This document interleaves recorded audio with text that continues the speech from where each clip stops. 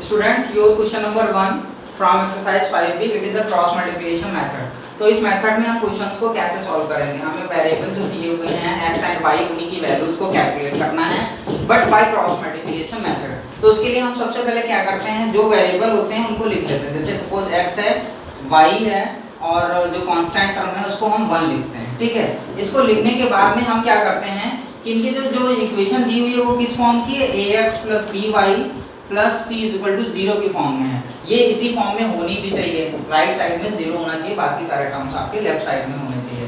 तो अब उसके बाद में हम इनकी कोएफिशिएंट को कुछ इस तरह से लिख देते हैं, b c a b के ऑर्डर में। अगर ये दो इक्वेशन है तो a1 b1 c1 होगा और दूसरी होगी a2 x + b2 y + c2 = 0 होगा।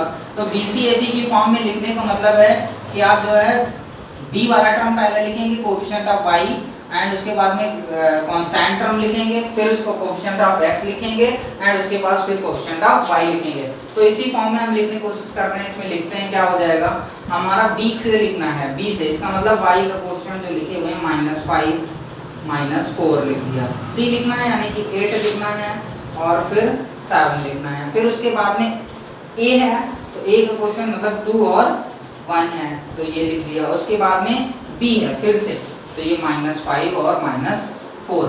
अब इनका ग्रुप कर लेते हैं ऐसे, जो है दो टर्म का इनके साथ में ले जा करके और ये बना लेते हैं मल्टीप्लिकेशन केस। तो मल्टीप्लिकेशन जब केस बनाएंगे तो इसका मतलब x के अपॉन में जो होगा वो होगा, अपर से डाउन की मल्टीप्लाई करेंगे सबकी इस तरह से।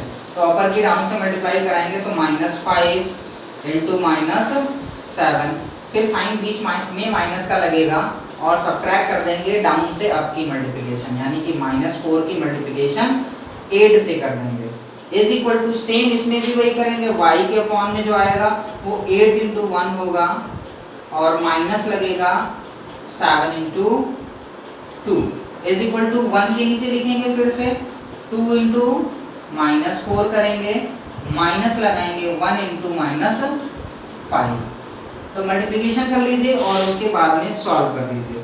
तो ये आ जाएगा 5 × 7 = 35, माइनस का हो गया, ये माइनस प्लस हो गया, 4 × 8 = 32 is equal to y upon क्या हो जाएगा, 8 × 1 = 8 -7 = 14 इज इक्वल टू 1 अपॉन क्या होगा, माइनस का 2 × 4 = 8 माइनस प्लस 5।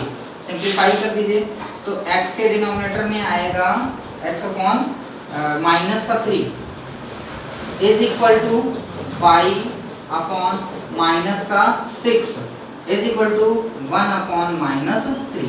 अब आपको वेरिएबल x की वैल्यू चाहिए और वेरिएबल y की वैल्यू अलग अलग सेपरेटली चाहिए। तो आप क्या करिए, वेरिएबल x को कांस्टेंट टर्म वाले के साथ में इक्वल लिख सकते हैं, क्योंकि तीनों टर्म क्या है, सेम है, तो हम इनको किसी के साथ में लिख सकते हैं। तो हमने लिख दिया x upon -3 is equal to 1 upon -3। तो this implies that x is equal to 1।